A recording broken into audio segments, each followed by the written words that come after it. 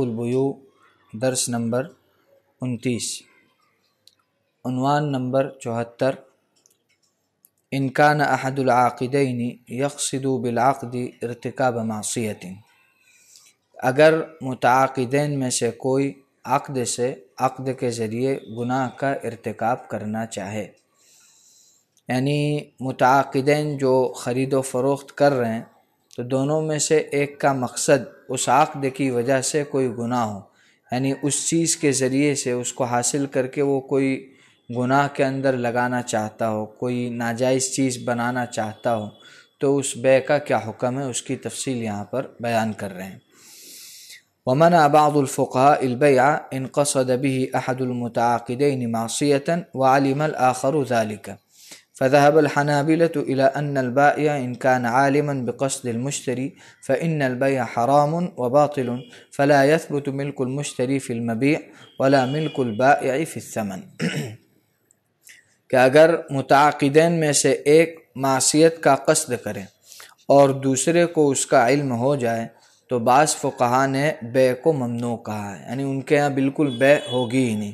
چنانچہ حنابلہ کا مذہب یہ ہے کہ بائع اگر مشتری کے قصد سے واقف ہو تو بیع حرام اور باطل ہوگی، لہذا مشتری کی ملکیت مبیع میں اور بائع کی ثمن میں ثابت نہیں ہوگی۔ یعنی حنابلہ کے نزدیک اگر بیع سے مقصد گناہ ہے دونوں میں سے ایک کا، تو پھر وہ بیع ہی سرے سے حرام اور باطل ہوگی، اور جس طرح عام باطل بیع میں ملکیت ثابت نہیں ہوتی اسی طرح اس بیع میں بھی ثابت نہیں ہوگی۔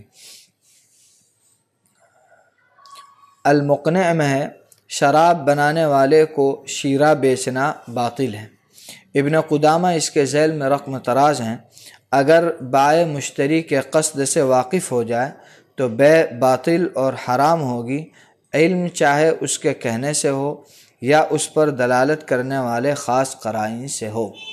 یعنی اگر سامنے والے کو پتہ چل جائے کہ دوسرا آدمی جو میرے سے خرید رہا ہے، مجھ سے سامان لے رہا ہے، اس کا مقصد اس کے ذریعے سے کوئی گناہ کرنا ہے، کوئی نافرمانی کرنا ہے، تو اس صورت میں بیع درست نہیں ہے۔ اب معلوم ہونے کی دو شکلیں ہیں، ایک تو صراحتاً کہہ دیں کہ میں اس کو فلاں گناہ کے کام میں لگاؤں گا، یا یہ کہ اس کے احوال اور قرائن اس بات کو بتلائے کہ اس کا مقصد ہی فلاں گناہ کے اندر اس چیز کو لگانا ہے، تب بھی یہ جب علم ثابت ہو جائے گا تو وہی حکم ہوگا کہ اب بیع درست نہیں ہوگی۔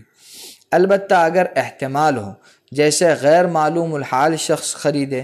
یا وہ شخص خریدے جو سرکہ اور شراب دونوں بناتا ہے اور اس نے شراب کے ارادے پر دلالت کرنے والا کوئی لفظ نہیں کہا، تو بیع درست ہے اور حرمت ثابت ہونے کی صورت میں بیع باطل ہے۔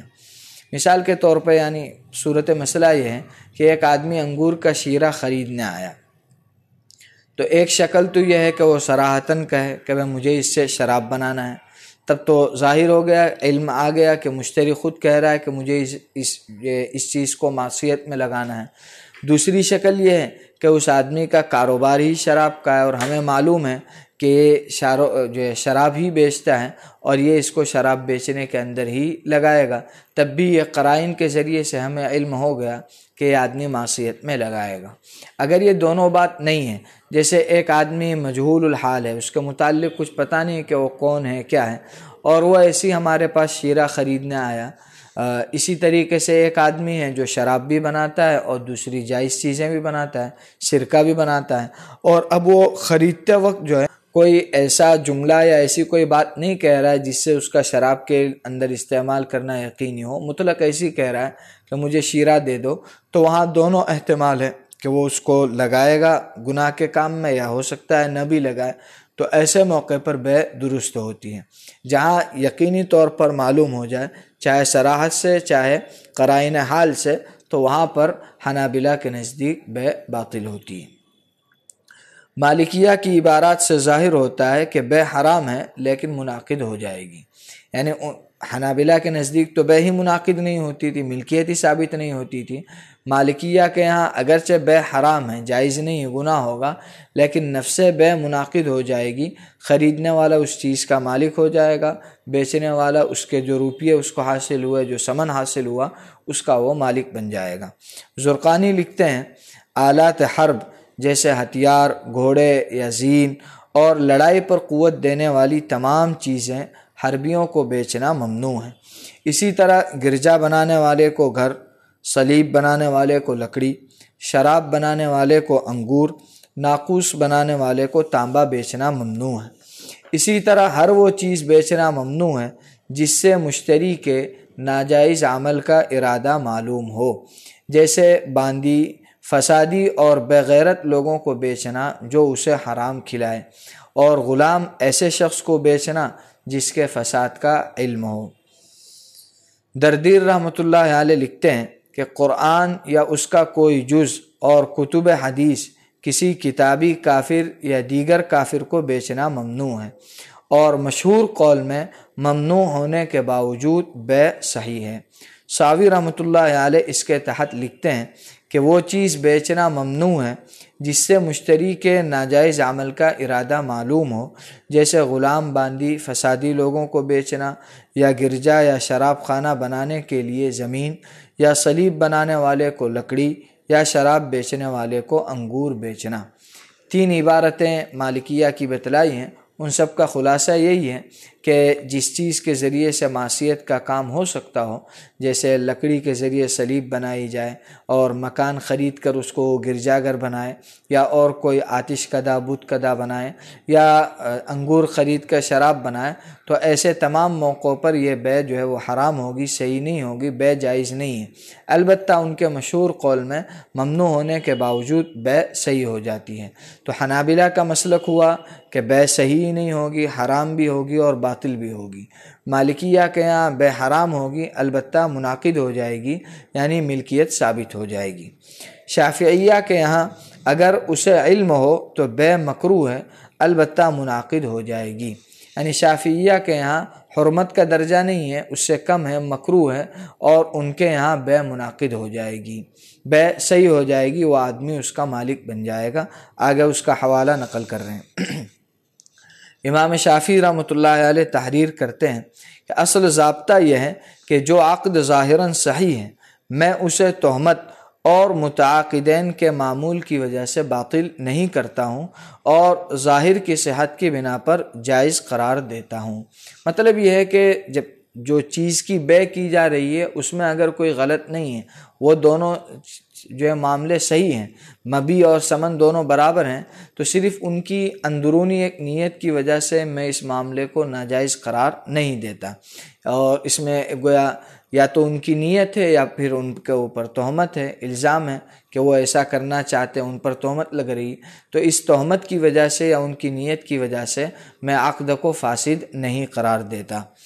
اور ظاہر کی صحت کی بنا پر جائز قرار دیتا ہوں۔ اور میں ان کی نیت کو ناپسند کرتا ہوں کہ اگر وہ نیت ظاہر ہو جائے تو بیع فاسد ہو جائے، یعنی چونکہ وہ تو نیت چھپائے ہوئے ہیں، اگر وہ صراحتاً اس کی اپنی نیت کو ظاہر کر دے عقد میں، تو اس صورت میں جو ہے اس نیت کی وجہ سے بیع فاسد ہو جائے۔ جیسے آدمی کا کسی کو قتل کرنے کے لیے تلوار خریدنا مکروہ ہے، البتہ جو بائع جانتا ہو کہ وہ اس سے ظلماً قتل کرے گا، اس پر بیع حرام نہیں ہے، اس لیے کہ ممکن ہے کہ وہ قتل نہ کرے، یہ بیع میرے نزدیک فاسد نہیں ہے۔ اور جیسے شراب بنانے والے کو انگور بیچنا مکروہ ہے، مگر بیچا تو بیع فاسد نہیں، اس لیے کہ اس نے حلال چیز بیچی ہے، اور یہ بہت ممکن ہے کہ وہ شراب نہ بنائے اور تلوار والا کسی کو قتل نہ کرے۔ یعنی امام شافعی رحمۃ اللہ علیہ کا خلاصہ یہ ہے کہ اگر صرف اس کے دل میں نیت ہے اور بائع اس کو جانتا بھی ہے، تب بھی اس خریدنے کی وجہ سے اس کا وہ عمل کرنا کوئی لازم اور ضروری نہیں ہے۔ ایک آدمی کسی کو قتل کرنے کے لیے تلوار خرید رہا ہے، تو خریدنے کے بعد اب وہ اس کو قتل بھی کر دے، کوئی ضروری نہیں ہے۔ انگور کو شراب بنانے کے لیے خرید رہا ہے، تو اب اس کے بعد وہ شراب بنا بھی لے، کوئی ضروری نہیں ہے، ممکن ہے کہ نیت بدل جائے، ارادہ بدل جائے، یا وہ کہیں ضائع ہو جائے اور وہ شراب نہ بنائے، تو گویا اس بیع کے بعد معصیت کا ہونا جو ہے یقینی نہیں ہے، اس لیے امام شافعی رحمۃ اللہ علیہ فرماتے ہیں کہ بیع فاسد نہیں ہوگی۔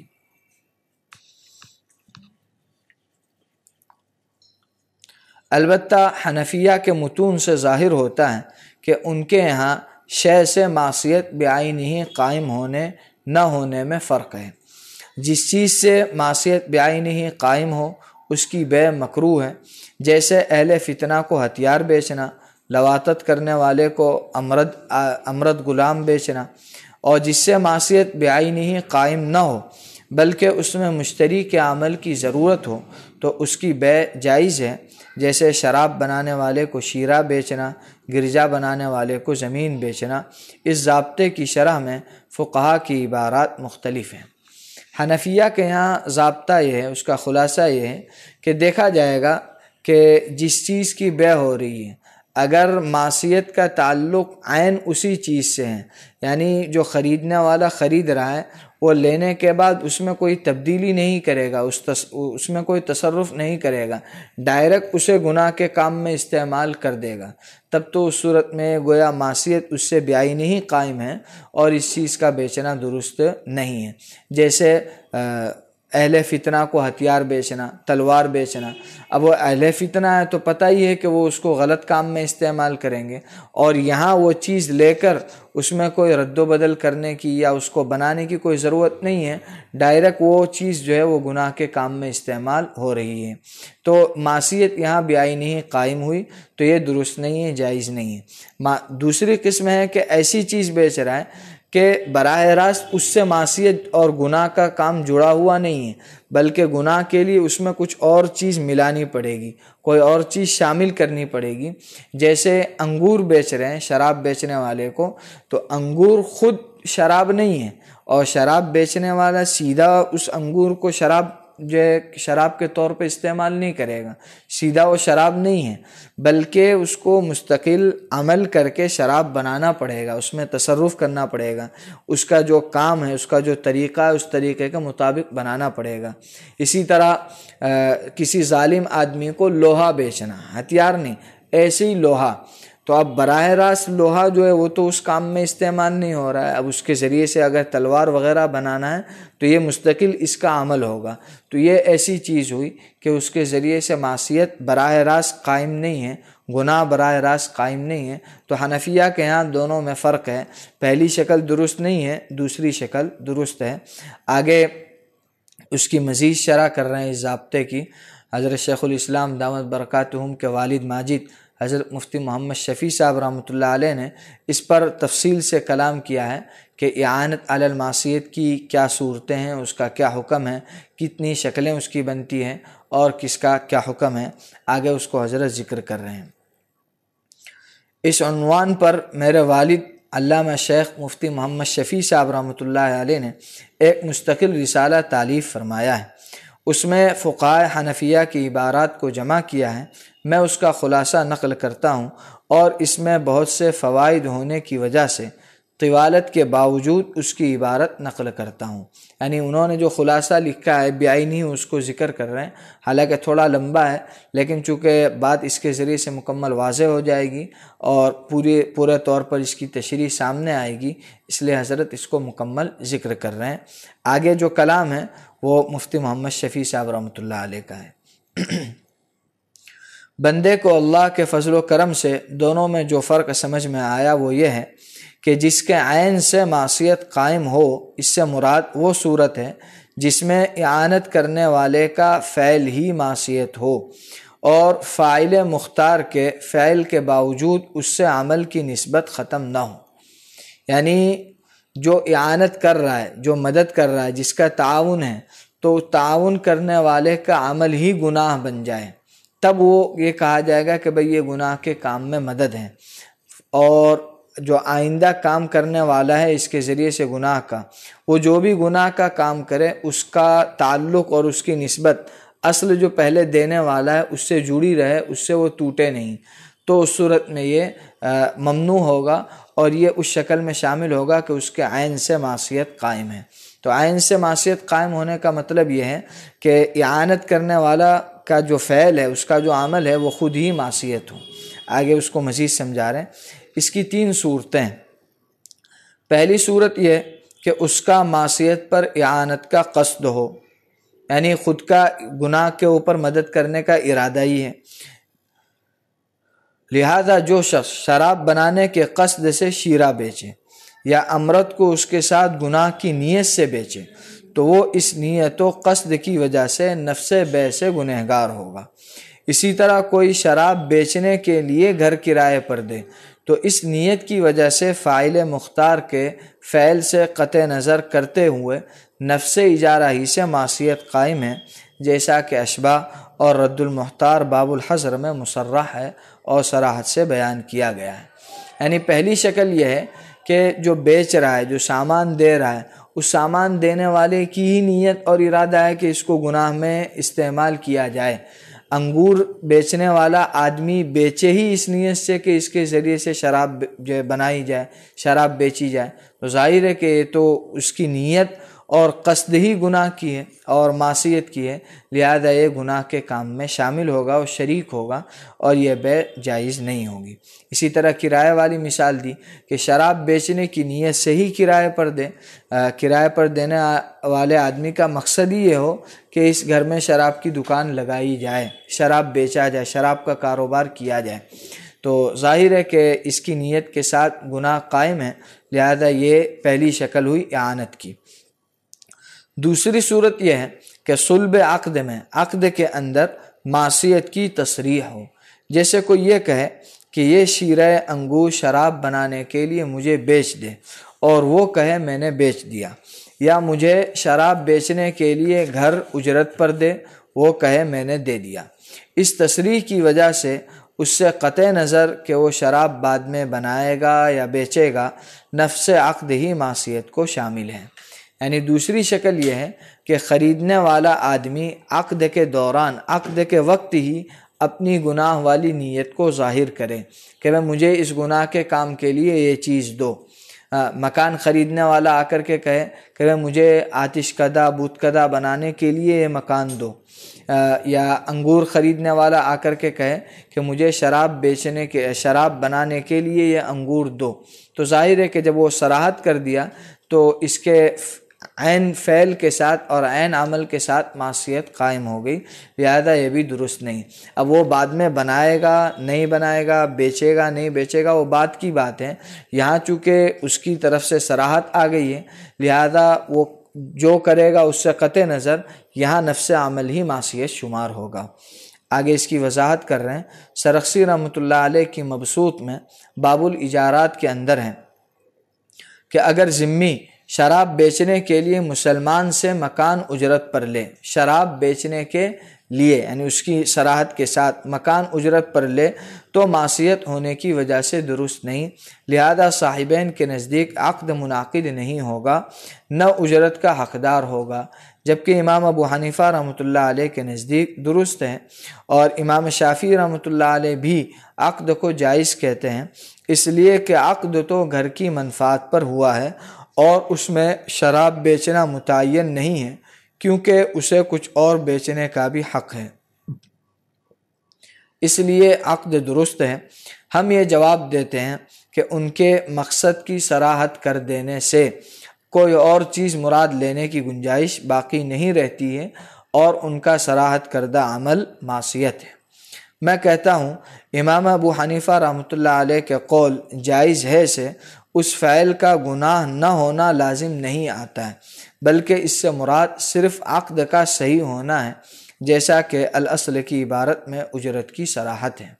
یعنی وہ جو عبارت نقل کی ہے اس میں اگرچہ امام ابو حنیفہ رحمۃ اللہ علیہ کا یہ جملہ نقل کیا گیا ہے کہ جائز ہے، تو جائز کا مطلب ہے عقد کا درست ہونا، عقد منعقد ہو جائے گا، یہ مطلب نہیں ہے کہ اس عقد میں کوئی گناہ نہیں ہوگا۔ جائز کا مطلب شرعی طور پر درست نہیں، بلکہ جائز کا مطلب صرف منعقد ہونا ہے کہ وہ منعقد ہو جائے گا اور وہ آدمی اجرت کا حقدار بن جائے گا، لیکن نفس بے جائز ہے اس کا جو ہے تذکرہ نہیں ہے اور اس کی صراحت نہیں ہے، گویا ناجائز ہونے میں صاحبین اور امام ابو حنیفہ رحمۃ اللہ علیہ سب متفق ہیں۔ تیسری صورت ایسی اشیاء کی بے جن کا معصیت کے علاوہ اور کوئی مصرف نہ ہو اور کوئی استعمال ہی نہ ہو، تو اس کو بیچنا اور اجرت پر دینا معصیت ہوگا، چاہے اس کی صراحت نہ کی ہو۔ یعنی کوئی ایسی چیز ہے کہ وہ گناہ کے علاوہ کوئی اور کام میں استعمال ہی نہیں ہوتی، اس کا مقصد ہی جو ہے گناہ کے کام میں استعمال کرنا ہے، تو ظاہر ہے کہ وہ سامنے والا آدمی بتائے یا نہ بتائے، جب وہ خرید رہا ہے تو وہ خریدنا گناہ ہی کے لیے ہوا، کیونکہ اس کا استعمال گناہ کے علاوہ کام کے لیے ہے ہی نہیں، لہذا وہ صراحت نہیں کرے گا تب بھی جو ہے یہ بے جائز نہیں ہوگی اور ایسی چیز بیچنا ممنوع ہوگا۔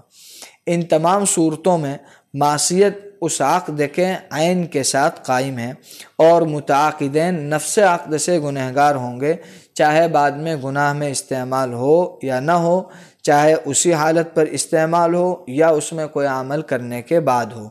پھر اگر گناہ میں استعمال بھی ہو تو خاص مرتکب پر دوسرا گناہ ہوگا۔ یعنی یہ تو تین شکلیں ہیں، یہ تو گویا نفس بے ہی ان میں معصیت ہوگی اور نفس بے ہی گناہ کا کام ہوگا، چاہے وہ اس کے بعد گناہ کا کام اس کے ذریعے سے کرے یا نہ کرے وہ بات کی بات ہے۔ اگر وہ اس کے ذریعے سے گناہ کا کام کر رہا ہے تو کرنے والے پر دوسرا گناہ ہوگا۔ پہلا جو گناہ ہے وہ تو اس معاملے کا ہے، اس خرید و فروخت کا ہے، اس بے کا ہے، تو ان تینوں شکلوں میں نفس بے ہی معصیت ہو جائے گی اور وہ نافرمانی اور گناہ ہو جائے گی۔ اب آگے تینوں صورتوں کا حاصل اور خلاصہ بیان کر رہے ہیں۔ آپ تینوں صورتوں کو ایک صورت میں داخل کر سکتے ہیں اور وہ قصد و نیت ہے، اس لیے کہ پہلی صورت میں قصد صراحتاً موجود ہے اور دوسری اور تیسری صورت میں حکماً اور معناً موجود ہیں، اور جس میں یہ صورتیں نہ ہو تو اعانت کرنے والے کے عین فعل سے معصیت قائم نہیں ہوگی۔ یعنی اوپر کی جو تین شکلیں تھیں ان تینوں شکلوں میں دونوں کا ارادہ گناہ کا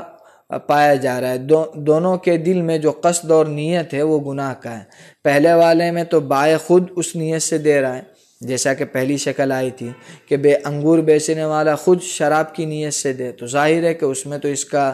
قصد جو ہے وہ صراحتاً ہے۔ اور دوسری شکل میں چونکہ خریدنے والا صراحت کر رہا ہے کہ مجھے گناہ کے کام کے لیے دو اور وہ پھر بھی دے رہا ہے، تو معنن اور حکمن اس کا بھی قصد پایا گیا اور وہ بھی گناہ کے ارادے میں شامل ہے۔ اور تیسری شکل میں اگرچہ دونوں کچھ نہیں کہہ رہے ہیں لیکن اس چیز کا استعمال ہی گناہ والا ہو رہا ہے، تو اس میں بھی حکمن جو ہے وہ گناہ کا قصد اور ارادہ پایا گیا۔ وہ تینوں صورتوں میں قصد اور نیت جو ہے پائی جاتی ہے،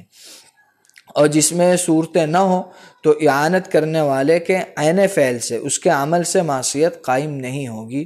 اور پہلے مذکور ساری جزئیات، یعنی اس سے پہلے جتنی باتیں ذکر کی گئیں، جتنی مثالیں ذکر کی گئیں، جیسے شیرہ انگور، اسی طرح امرد غلام، گانے والی باندی، سینگ مارنے والے مینڈھے اور اڑنے والے کبوتر کی بے، اور شراب بیچنے، آتش کدہ یا گرجا بنانے کے لیے بے، یہ تمام اس میں داخل ہوں گی۔ مطلب یہ ہے کہ اگر اس کے عین سے معصیت قائم نہ ہو، بشرطے کہ اس سے معصیت کی نیت نہ ہو، نہ عقد میں اس کی صراحت ہو، اور اس شے کا استعمال صرف معصیت میں نہ ہو، تو بے درست ہے۔ یعنی اوپر جو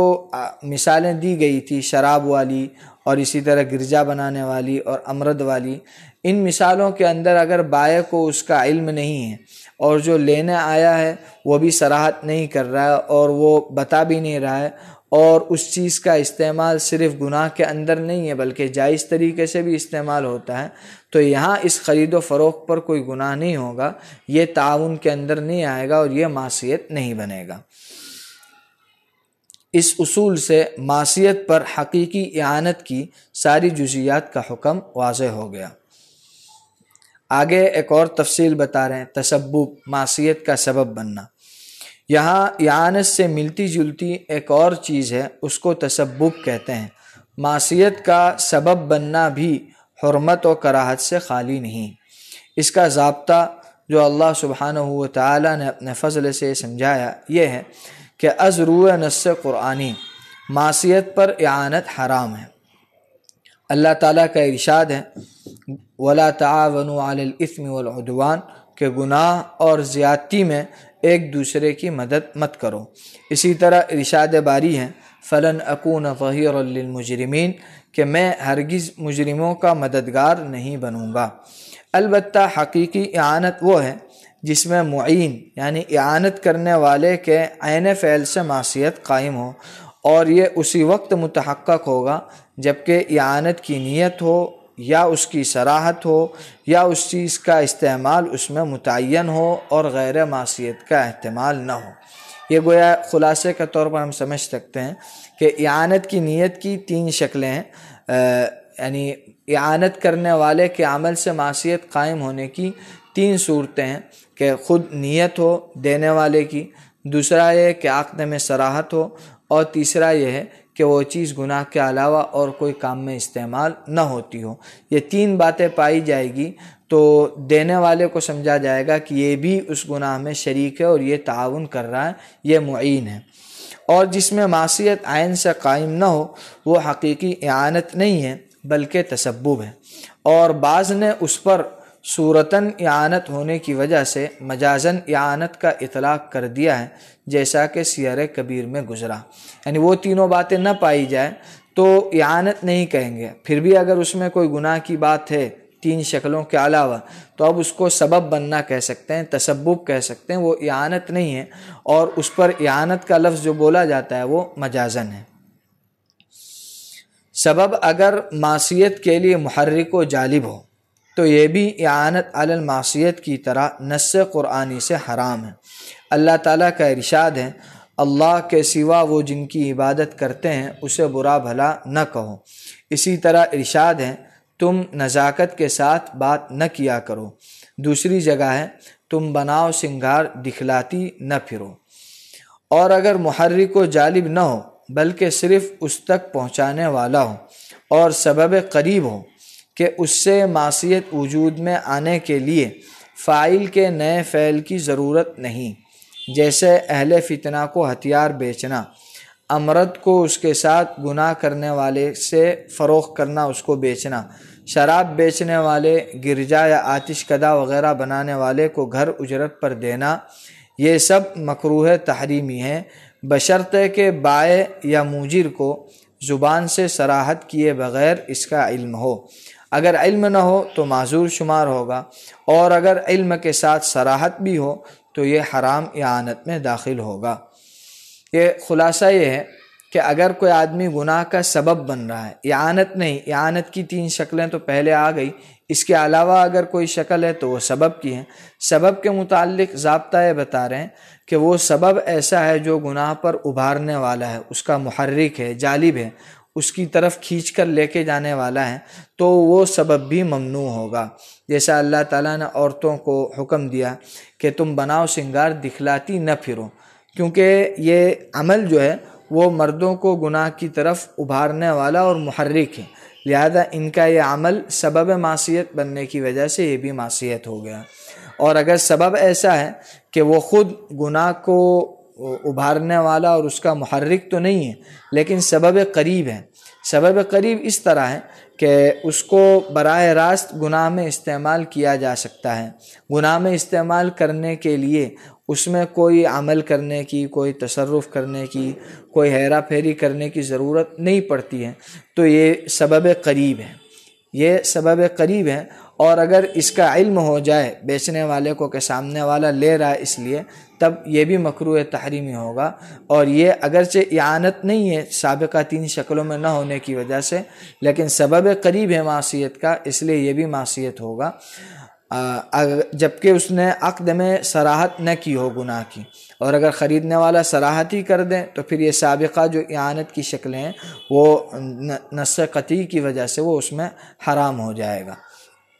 آگے بیان کر رہے ہیں کہ اگر سبب بعید ہو اور اپنی موجودہ حالت میں معصیت کا باعث نہ ہو بلکہ اس میں کسی عمل کی ضرورت پڑے، جیسے اہل فتنہ کو لوہے کی بیع وغیرہ، یہ مکروہ تنزیہی ہے، یعنی سبب تو ہے لیکن دور کا سبب ہے۔ دور کا سبب اس طرح ہے کہ سامنے والا اس چیز کو لے کر ڈائریکٹ گناہ کے اندر استعمال نہیں کر سکتا ہے، اس کو گناہ میں استعمال کرنے کے لیے اس کو بنانا پڑے گا، اس میں کوئی رد و بدل کرنا پڑے گا، اس میں اپنا کچھ نیا عمل جو ہے ملانا پڑے گا، تب وہ معصیت کے لیے آ سکتا ہے۔ تو اس چیز کو بیچنا جو ہے وہ مکروہ تنزیہی ہے، جائز ہے، یعنی مکروہ تنزیہی جواز کا شعبہ ہے، اس لیے یہ حرام اور ممنوع کے اندر نہیں آئے گا۔ میں نے اس کی اہمیت کے پیش نظر اس طویل کلام کو نقل کیا۔ اس سے حنفیہ کی ساری عبارات منطبق ہو جاتی ہیں جو اس عنوان میں پیچیدہ معلوم ہوتی ہیں۔ اس سے خلاصہ یہ نکلتا ہے کہ انسان اگر مذکورہ 3 صورتوں میں سے کسی سے معصیت پر اعانت کا قصد کرے تو عقد حرام ہوگا اور منعقد نہیں ہوگا اور بائع گنہگار ہوگا۔ البتہ اگر اس کا قصد نہ ہو اور بے معصیت کا سبب بنے تو عقد حرام نہیں ہوگا، لیکن اگر سبب محرک ہو تو بے حرام ہوگی، اور اگر محرک نہ ہو مگر سبب قریب ہو کہ اسے موجودہ حالت میں معصیت میں استعمال کیا جا سکتا ہو، فاعل کے نئے فعل کی ضرورت نہ ہو، تو مکروہ تحریمی ہے ورنہ تنزیہی ہے۔ گویا پوری بات کا خلاصہ حضرت نے 3-4 لکیر کے اندر بیان کر دیا۔ پہلی بات تو یہ کہ بیچنے والے اور دینے والے کا خود اعانت کا قصد ہو، جس کی 3 صورتیں پہلے آ چکی، تب تو یہ حرام ہے، وہ جو ہے بے ہی منعقد نہیں ہوگی، درست نہیں ہوگی۔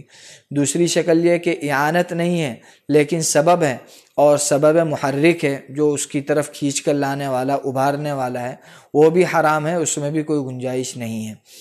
تیسری شکل ہے کہ محرک نہیں ہے لیکن سبب قریب ہے کہ بغیر کچھ کیے ڈائریکٹ اس کو گناہ میں استعمال کر سکتے ہیں، تو اس صورت میں مکروہ تحریمی ہے۔ اور اگر سبب بعید ہے کہ اس کو براہ راست گناہ کے اندر استعمال نہیں کیا جا سکتا تو یہ مکروہ تنزیہی ہے۔ آگے اس کے متعلق 1-2 مسائل اور بیان فرما رہے ہیں کہ بینک کو عمارت فروخت کرنا یا اجرت پر دینا، اس کا کیا حکم ہے۔ اسی سے سودی بینک کو عمارت فروخت کرنے یا اجرت پر دینے کا حکم بھی نکل آتا ہے۔ اگر بائع اعانت کا قصد کرے یا عقد میں سودی کاموں میں استعمال ہونے کی صراحت ہو تو بے حرام اور باطل ہوگی۔ اور ظاہر ہے کہ جب مستاجر یعنی اجرت پر لینے والا مثلا کسی بینک کی برانچ قائم کرنے کے لیے بیع یا اجارے کا عقد کرتا ہے تو حکماً اس بات کی صراحت ہے کہ عمارت سودی کاموں میں استعمال ہوگی۔ البتہ اگر اس کو بینک کے کسی اور کام کے لیے جیسے ذخیرہ اندوزی وغیرہ کے لیے بیچا جائے یا اجرت پر دیا جائے تو اس حکم میں داخل نہیں ہوگا، اور یہ معصیت کا سبب قریب بھی نہیں، لہذا کراہت تنزیہی کے ساتھ جائز ہوگا۔ یعنی کوئی بینک ہے جو سودی کاروبار کرتا ہے اور اس کو ہم اپنی زمین دینا چاہتے ہیں تو وہ ساری شکلیں یہاں بھی آئے گی کہ بائع خود اعانت کا قصد کرے، اس کا خود دل میں ارادہ ہو تعاون کرنے کا، یا یہ کہ عقد میں اس کی صراحت ہو کہ بھائی ہم سودی کاروبار کے لیے لے رہے ہیں، اور آج کے دور میں تو چونکہ نفس اس کا عقد ہی اس بات کی صراحت ہے، چونکہ اس کا اس کام میں استعمال کرنا معروف و مشہور ہے کہ بینک سودی کاروبار کرے گا ہی، سودی عقود جو ہے اس کے ساتھ ہوں گے ہی، تو گویا اس کا عقد کرنا ہی اس بات کی صراحت ہے، لہذا اس طریقے پر اس کو کرائے پر دینا یا فروخت کرنا درست نہیں ہوگا۔ البتہ اگر بینک کسی اور کام کے لیے لے اس کی صراحت کے ساتھ کہ بھائی گوڈاؤن کے طور پر یا اپنا سامان رکھنے کے لیے یا بینک اسٹاف کی پارکنگ وغیرہ کے لیے یا اور کوئی دوسرے کام کے لیے جس کا تعلق سودی چیز سے نہیں ہے، تو پھر یہ سبب قریب نہیں ہے، سبب بعید کے درجے میں ہے اور مکروہ تنزیہی ہے، یعنی دینے کی گنجائش ہے۔ اسی طرح بینک کے لیے کمپیوٹر پروگرامنگ، اس کا کیا حکم ہے، اس کو بیان کر رہے ہیں۔ اسی طرح سودی بینک کے لیے کمپیوٹر پروگرامنگ کا یہی حکم ہے۔ اگر اس سے اعانت کا قصد ہو یا پروگرام سودی کاموں یا دیگر حرام امور پر ہی مشتمل ہو، دیگر کام کی صلاحیت نہ رکھتا ہو، تو عقد حرام اور باطل ہوگا۔ البتہ اگر اعانت کا قصد نہ ہو اور پروگرام حرام کام کے ساتھ خاص نہ ہو تو عقد صحیح اور مکروہ تنزیہی ہوگا۔ یعنی کوئی سافٹ ویئر بناتے ہیں، کوئی پروگرام بناتے ہیں، تو بینک کے لیے اگر کوئی آدمی کوئی سافٹ ویئر بنا دے یا کوئی پروگرام بنا دے تو اس کا کیا حکم ہے؟ تو ایک شکل تو یہ ہے کہ اعانت کی خود اس کے اندر نیت ہو، قصد ہو دل میں، یا یہ کہ وہ سافٹ ویئر ایسا ہو کہ جو سودی کاموں ہی کے لیے بنایا گیا ہے، سودی کاموں کے علاوہ اور کوئی دوسری چیز میں وہ استعمال ہی نہیں ہو سکتا ہے تو پھر تو یہ اعانت علی المعصیت ہے اور یہ جائز نہیں، حرام اور باطل ہوگا۔ اور اگر دل میں اعانت کا قصد بھی نہیں ہے اور وہ پروگرام حرام کام کے ساتھ خاص بھی نہیں ہے، دوسرے جائز کاموں میں بھی اس کو استعمال کیا جا سکتا ہے، تو پھر اس صورت میں عقد صحیح ہوگا اور مکروہ تنزیہی کے ساتھ بیع منعقد ہو جائے گی۔ اس اصول پر ایسے بہت سے جدید مسائل کی تخریج ممکن ہے، واللہ سبحانہ اعلم۔ مبیع کی شرائط میں اس مسئلے کی مزید تفصیل انشاءاللہ آئے گی۔ اسی طرح متعاقدین کے احکام میں یہ صورت بھی داخل ہے کہ دونوں میں سے ایک حرام کمائی سے عقد کرے، البتہ اس کے احکام میں تشریح و تفصیل کی ضرورت ہے، ہم اس کو بیع فاسد کے احکام کے بعد مستقل بحث میں انشاءاللہ ذکر کریں گے۔ یعنی متعاقدین کے احکام میں یہ بات بھی آتی ہے کہ دو عقد کرنے والوں میں سے ایک جو ہے وہ حرام پیسے کو لگائے، حرام مال کو لگائے، تو بیع کا کیا حکم ہے، بیع صحیح ہوگی یا نہیں ہوگی؟ تو حضرت فرماتے ہیں کہ اس کے متعلق بہت زیادہ تفصیل ہے، تشریح ہے، تو اس کو بیع فاسد کے بعد مستقل عنوان کے تحت بیان کیا جائے گا۔ اللہ سبحانہ اعلم۔